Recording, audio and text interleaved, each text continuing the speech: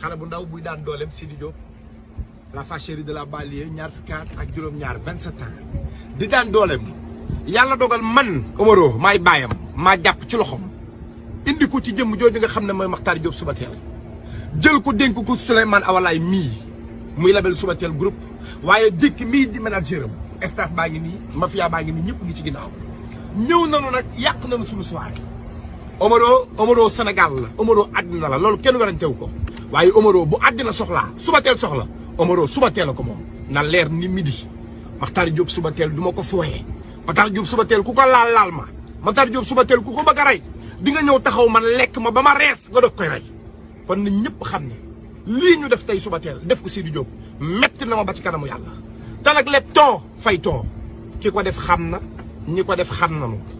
ñoo ngi Almadi di jouer ñoo ngi Almadi di jouer fanu ne di football ñun fa ak fanu ne di football sorentewul matul 1 kilomètre yëg nañu lépp xam nañu lu xew léegi nag wax gi du bari